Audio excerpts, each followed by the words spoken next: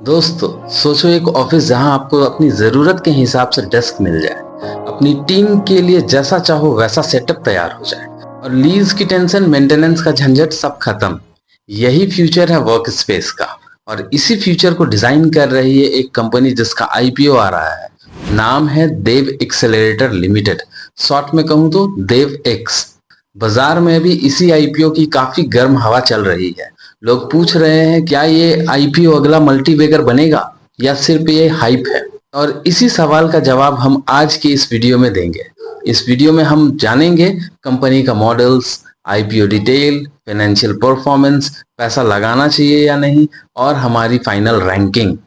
तो चलिए शुरू करते हैं। कंपनी की शुरुआत हुई थी 2017 में और सिर्फ कुछ सालों में ही ये सेक्टर के अंदर एक बड़ी कहानी बन गई। देवेक्स के पास आज के टाइम में 28 सेंटर अक्रॉस 11 सिटीज हैं, जिसमें दिल्ली एनसीआर, मुंबई, पुणे, हैदराबाद जैसे बड़े शहर शामिल हैं। इन सेंटर्स में टोटल 14,144 सीट्स और लगभग 8.6 लाख स्क्वायर फीट का एरिया मैनेज हो रहा है। और क्लाइंट्स की बात करें तो कंपनी 250 प्लस बिजनेस को सर्व करती है, जिसमें एमएनसीज, एसएमईज और स्टार्टअप सब शामिल है। देवेक्स ने सिडनी, ऑस्ट्रेलिया में अपना पहला इंटरनेशनल सेंटर लाने का लेटर ऑफ इंटेंट साइन भी किया है। साथ ही सूरत में भी नए सेंटर्स आने वाले हैं। और इन अपकमिंग सेंटर्स के बाद उनके पास टोटल 11,500 और न्यू सीट्स और लगभग 9 लाख स्क्वायर फीट का एडिशनल एरिया होगा। कंपनी का बिजनेस मॉडल सिंपल है, कॉर्पोरेट्स और बिजनेस को फ्लेक्सिबल ऑफिस सॉल्यूशन प्रोवाइड करना। मतलब आपको चाहिए एक डेस्क या पूरा अपने टीम के लिए एक ऑफिस सेटअप चाहिए, देवेक्स कस्टमाइज करके रेडी ऑफिस दे देता है। लॉन्ग लीज की टेंशन, मेंटेनेंस का झंझट सब खत्म। और सिर्फ ऑफिस स्पेस ही नहीं, उनकी subsidiary needle and thread designs LLP interior design और एग्जीक्यूशन सर्विस भी देती है, यानी एकदम one stop solution for modern work space. तो दोस्तों, ये थी शॉर्ट और क्लीन कहानी देव एक्सेलरेटर्स लिमिटेड की। आगे वीडियो में हम जानेंगे आईपीओ की detail, financial strength and risk, और सबसे बड़ा सवाल क्या आपको लगाना चाहिए पैसा या नहीं। बने रहिए लास्ट तक, क्योंकि एंड में हम अपनी तरफ से आईपीओ का एक ओवरऑल रैंकिंग भी देने वाले हैं। चलिए दोस्तों, अब बात करते हैं आईपीओ के असली डिटेल्स की। देव एक्सेलरेटर आईपीओ के बुक बिल्ड इशू है, जिसमें टोटल 2.35 करोड़ शेयर्स इशू किए जा रहे हैं। और सबसे इंपॉर्टेंट बात ये कि ये पूरा फ्रेश इशू है, मतलब जितना पैसा उठेगा वो सीधा कंपनी के ग्रोथ और एक्सपेंशन में यूज होगा। सबसे बड़ा हिस्सा 73.12 करोड़ जाएगा नए सेंटर्स के फिट आउट्स और सिक्योरिटी डिपॉजिट्स के लिए। मतलब कंपनी अपने एक्सपेंशन प्लान को फ्यूल करने वाली है। दूसरा, लगभग 35 करोड़ यूज होगा लोन रिपेमेंट और एनसीडी रिडेम्पशंस के लिए, मतलब डेट रिड्यूस करके बैलेंस शीट और स्ट्रांग होगी। तीसरा, और बाकी पैसा जाएगा जनरल कॉर्पोरेट पर्पस में, जो डे टू डे ऑपरेशंस और ओवरऑल ग्रोथ के लिए यूज होगा। दोस्तों, अब बात करते हैं टाइमलाइन की। आईपीओ ओपन होगा 10 सितंबर 2025 को और क्लोज होगा 12 सितंबर 2025 को। अलॉटमेंट आएगा 15 सितंबर को। रीफंड्स और डिमेट क्रेडिट दोनों होंगे 16 सितंबर को। और फाइनली आईपीओ की लिस्टिंग होगी 17 सितंबर 2025 को बीएसई एंड एनएसई के एक्सचेंज पर। इंपॉर्टेंट बात, यूपीआई मैंडेट कंफर्म करने की लास्ट डेट 12 सितंबर ही है, शाम 5 बजे तक। प्राइस बैंड अभी तक अनाउंस नहीं हुआ है, एग्जैक्ट फिगर कंपनी फाइनलाइज करेगी। आईपीओ के लीड मैनेजर्स की बात करें तो वो है पेंटोमैथ कैपिटल एडवाइजरी प्राइवेट लिमिटेड और रजिस्ट्रार है केफिन टेक्नोलॉजीज लिमिटेड। मतलब ओवरऑल प्रोसेस एकदम स्टैंडर्ड और रेपुटेटेड एजेंसीज के थ्रू हो रहा है। दोस्तों, अब बात करते हैं आईपीओ रिजर्वेशन की। क्वालिफाइड इंस्टीट्यूशनल बायर्स के लिए रखा गया है मिनिमम 75% इशू, रिटेल इन्वेस्टर्स के लिए मैक्सिमम 10% है, और नॉन इंस्टीट्यूशनल इन्वेस्टर्स एंड एचएनआईज के लिए है मैक्सिमम 15%। मतलब इस आईपीओ का मेजर हिस्सा इंस्टीट्यूशंस के लिए रिजर्व्ड है, रिटेल इन्वेस्टर्स के लिए एलोकेशन कंपैरेटिवली बहुत छोटा है। ये एक पॉइंट है जो रिटेल इन्वेस्टर्स को थोड़ा उदास करेगा। अब बात करते हैं कंपनी के फाइनेंशियल्स की। सबसे पहले रेवेन्यू की बात करें तो मार्च 2023 में कंपनी का टोटल इनकम था 71 करोड़, जो 2024 में बढ़कर 110 करोड़ हो गया और 2025 में जंप करके 178 करोड़ तक पहुंच गया। मतलब रेवेन्यू ने सिर्फ 2 सालों में 2.5 टाइम्स ग्रोथ दिखाई है। प्रॉफिट आफ्टर टैक्स की बात करें तो 2023 में कंपनी का लॉस हुआ था 12.8 करोड़, 2024 में हल्का प्रॉफिट हुआ 0.43 करोड़ का और 2025 में प्रॉफिट बढ़कर 4 करोड़ हो गया। यानी लॉसेस से निकलकर कंपनी अब प्रॉफिट जोन में आ चुकी है, लेकिन अभी प्रॉफिट मार्जिन काफी पतले हैं। बात करते हैं एबिडा की, तो 2023 में एबिडा था 29 करोड़, 2024 में ये बढ़कर 64 करोड़ हुआ और 2025 में ये जंप करके 80 करोड़ हो गया। यानी ऑपरेशनल लेवल पे कंपनी काफी स्ट्रांग काम कर रही है। नेटवर्थ की बात करें तो 2023 में सिर्फ 1.22 करोड़ था, जो 2024 में 28 करोड़ हो गया और 2025 में 54 करोड़ हो गया। मतलब इक्विटी बेस भी फास्ट ग्रो कर रहा है। अगर बोरोइंग्स का बात करें तो 2023 में कंपनी का लोन था 33 करोड़ का, जो 2024 में बढ़कर 101 करोड़ हुआ और 2025 में 130 करोड़ पहुंच गया। यानी एक्सपेंशन के लिए कंपनी ने डेब्ट काफी यूज किया है। कुछ की रेशियोज का बात कर ले तो आरओसीई 25.95% है, मतलब कैपिटल यूज काफी इफेक्टिव है। डेट टू इक्विटी रेशियो 2.39 है, मतलब कंपनी का डेट हेवी है। रिटर्न नेटवर्थ का बात करें तो 3.24 है, क्योंकि प्रॉफिट अभी लो है इसीलिए रिटर्न नेटवर्थ कम है।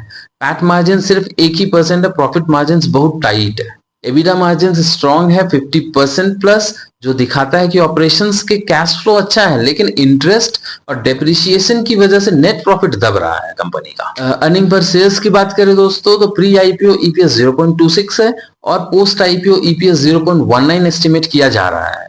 मतलब सीधी सी बात, रेवेन्यू और एबिडा ग्रोथ स्ट्रांग है, कंपनी एक्सपेंशन मोड में है, लेकिन नेट प्रॉफिट अभी भी बहुत थिन मार्जिन पे चल रहा है और डेट लेवल्स हाई है। आईपीओ से उठाया हुआ पैसा लार्जली डेट रिपेमेंट्स और नए सेंटर्स के लिए यूज होगा, जिससे फ्यूचर में प्रॉफिटेबिलिटी इंप्रूव हो सकती है। दोस्तों अब बात करते हैं देव एक्सेलेरेटर्स लिमिटेड के शॉर्ट एनालिसिस की, मतलब strength, weakness, opportunity and threats. पहले बात करते हैं स्ट्रेंथ्स का। पहला, कंपनी ने सिर्फ 8 सालों में 28 सेंटर अक्रॉस 11 सिटीज स्टैब्लिश कर लिया और अब इंटरनेशनल एक्सपेंशन भी स्टार्ट कर दिया है सिडनी ऑस्ट्रेलिया के साथ। दूसरा, बिजनेस मॉडल एकदम एसेट लाइट और फ्लेक्सिबल है, कॉर्पोरेट्स, एमएनसीज, एसएमई सबके लिए कस्टमाइज्ड ऑफिस सॉल्यूशन प्रोवाइड करता है। तीसरा, कंपनी के पास 250 प्लस क्लाइंट्स हैं, जो डिमांड और ब्रांड ट्रस्ट को दिखाता है। चौथा, फाइनेंशियल्स में रेवेन्यू और एबिडा दोनों फास्ट ग्रो कर रहे हैं। रेवेन्यू 2023 के 71 करोड़ से बढ़कर 2025 में 178 करोड़ तक चला गया।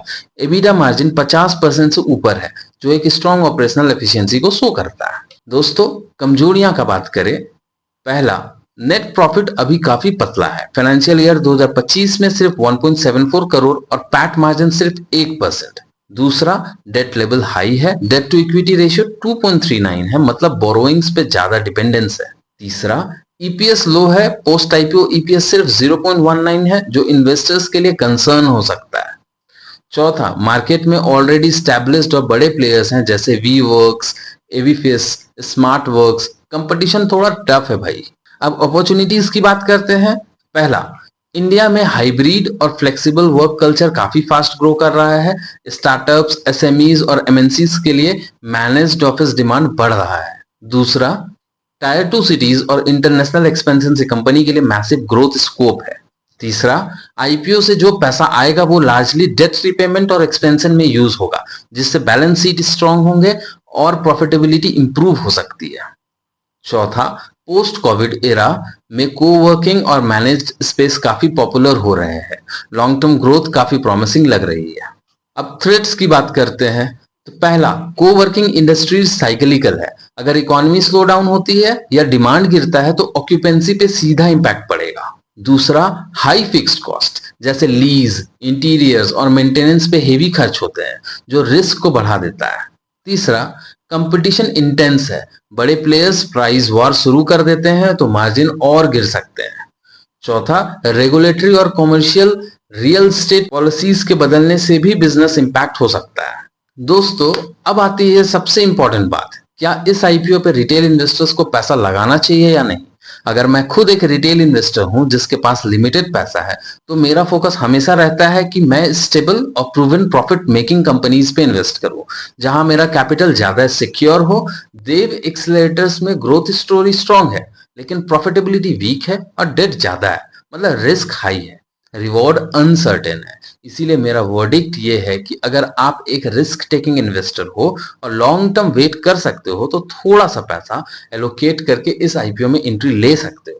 लेकिन अगर आप एक कंजर्वेटिव रिटेल इन्वेस्टर हो जिनके पास लिमिटेड पैसा है, तो बेटर है कि आप इस आईपीओ को सिर्फ वॉच लिस्ट में रखो और लिस्टिंग के बाद नंबर्स और परफॉर्मेंस देखकर ही एंट्री डिसाइड करो। इसीलिए मेरा वर्डिक्ट ये है, रिस्क टेकिंग इन्वेस्टर्स थोड़ा पैसा एलोकेट कर सकते हैं, लेकिन कंजर्वेटिव रियल इन्वेस्टर्स के लिए अवॉइड करना बेटर है। और मेरी तरफ से ओवरऑल रेटिंग है 58 आउट ऑफ 100। अब आपको क्या लगता है, देव एक्सेलरेटर आईपीओ धमाका करेगा या एवरेज लिस्टिंग होगी? अपना ओपिनियन कमेंट बॉक्स में जरूर शेयर करें। और हाँ, वीडियो को लाइक करें, दोस्तों के साथ शेयर करें और चैनल को सब्सक्राइब करना बिल्कुल ना भूलें, ताकि आपको ऐसे ही आईपीओ और स्टॉक मार्केट के एनालिसिस सबसे पहले मिलते रहें। दोस्तों एक बात और, ये वीडियो सिर्फ एजुकेशनल और इन्फॉर्मेशनल पर्पस के लिए है। यहाँ दी गई सारी बातें और ज्ञान कोई भी इन्वेस्टमेंट एडवाइस या बाय सेल रिकमेंडेशन नहीं है। मैं कोई सेबी रजिस्टर्ड एडवाइजर नहीं हूँ। स्टॉक मार्केट में रिस्क हाई होता है, इसीलिए अपना डिसीजन हमेशा अपने रिसर्च और फाइनेंशियल एडवाइजर की सलाह के बाद ही लें। तो मिलते हैं नेक्स्ट आईपीओ के एनालिसिस में, तब तक के लिए जय हिंद, जय भारत।